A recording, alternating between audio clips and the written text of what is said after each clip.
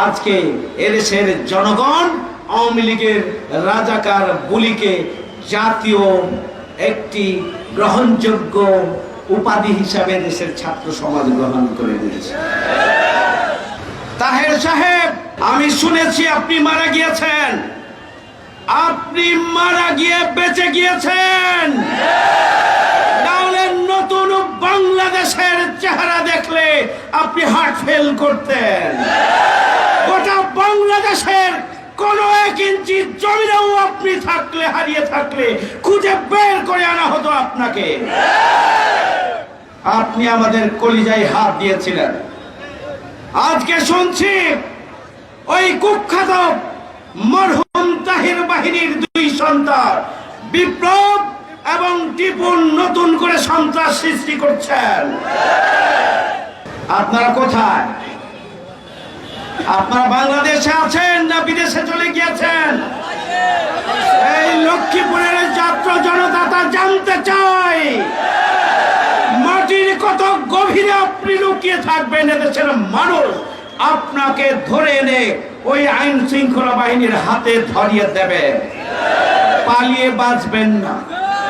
জামাত ইসলামী এবং ইসলামী ছাত্র শিবির জনগণের ভালোবাসায় সিক্ত হয়েছে। আজকে তা প্রমাণিত হয়েছে একটি পথসভার উপস্থিতির মাধ্যমে। আমরা যারা জীবন দিয়েছে, আহত এবং পঙ্গু হয়েছে, তাদেরকে জাতীয় বীর হিসাবে স্বীকৃতি দেওয়ার জন্য রাষ্ট্রের কাছে আমরা দাবি জানিয়ে আসছি। আমরা যারা জীবন দিয়েছে, ক্ষতিগ্রস্ত হয়েছে, তাদের তালিকা তৈরি করে তাদেরকে পুনর্বাসনের মাধ্যমে তাদের সামগ্রিক অভিভাবকত্বের দায়িত্ব সরকার নেবে। সেই দায়িত্ব, সেই দাবি আমরা প্রথম দিন থেকেই জানিয়ে আসছি। প্রিয় ভাইরা আমার, যাদের রক্তের বিনিময়ে বাংলাদেশের নতুন স্বাধীনতা, তাদের বিদেহী আত্মা ক্ষত বিক্ষত হৃদয় তখনই প্রশান্তি পাবে এই নতুন স্বাধীনতাকে যখন আমরা অর্থবহ করে তুলতে পারব। প্রশাসনের বিভিন্ন জায়গায়, রাষ্ট্রযন্ত্রের বিভিন্ন জায়গায় শেখ হাসিনার দোসররা, পরাজিত শক্তির দোসররা যারা লুকিয়ে আছে, তাদেরকে চিহ্নিত করে অবিলম্বে বিচারের আওতায় নিয়ে আসতে হবে।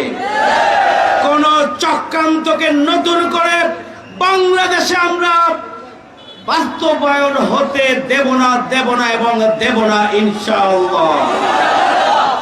যেখানেই সমস্যা, যেখানেই বিপদ, যেখানেই সংকট, যেখানেই প্রাকৃতিক দুর্যোগ, যেখানেই বন্যা, যেখানেই অগ্নিসংযোগ, যেখানেই রাস্তা অ্যাক্সিডেন্ট, যেখানেই ভূমিকম্প, যেখানেই বিপর্যস্ত মানবতা, সেখানেই বাংলাদেশ জামাত ইসলামী গিয়ে হাজির হয়। সেখানেই আমিরের জামাত গিয়ে হাজির হন। জামাত ইসলামীর নেতাকর্মীরা সেখানে গিয়ে হাজির হন। জামাত ইসলামী সকল পরিস্থিতিতেই জনগণের সাথে আছে, ছিল এবং আগামী দিনেও থাকবে ইনশাআল্লাহ। আওয়ামী লীগ কত সন্ত্রাসী তৈরি করেছে তা যদি আমরা একে একে বলতে থাকি, শুধুমাত্র লক্ষ্মীপুর জেলার আওয়ামী লীগ, ছাত্রলীগ, যুবলীগের সন্ত্রাসীদের কাহিনী যদি লিখতে হয়, শত শত খণ্ড তৈরি হবে। এক এক দিনের জন্য এক একটি বই রচনা করা সম্ভব হবে এই ধরনের অপরাধ তারা করেছে।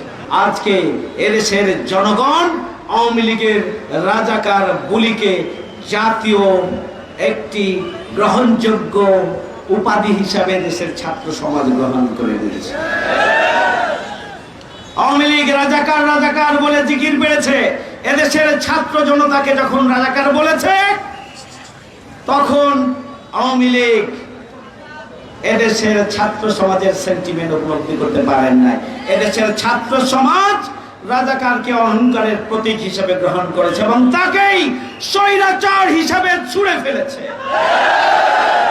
লক্ষ্মীপুর আইডিয়াল আলিম মাদ্রাসা জাগতিক ও নৈতিক ইসলামী শিক্ষার সমন্বয়ে আপনার সন্তানকে সৎ, যোগ্য, আলেমে দ্বীন ও দেশপ্রেমিক সুনাগরিক হিসেবে গড়ে তোলার অঙ্গীকার নিয়ে লক্ষ্মীপুর আইডিয়াল আলিম মাদ্রাসা আছে আপনার পাশে। এখানে প্লে থেকে আলিম পর্যন্ত সাধারণ বিভাগ, বিজ্ঞান বিভাগ, হিফজুল কোরআন ও গার্লস শাখায় ভর্তি চলছে। এখানে রয়েছে উন্নত যোগাযোগ ব্যবস্থা এবং রুচিশীল ও শিক্ষাবান্ধব পরিবেশ। আবাসিক অনাবাসিক ডে কেয়ার ব্যবস্থা। লক্ষ্মীপুর আইডিয়াল আলিম মাদ্রাসা, কোর্ট বিল্ডিং সংলগ্ন জুমুল স্টেশন, সদর, লক্ষ্মীপুর। নোয়াখালী টিভি, বৃহত্তর নোয়াখালীর প্রতিচ্ছবি।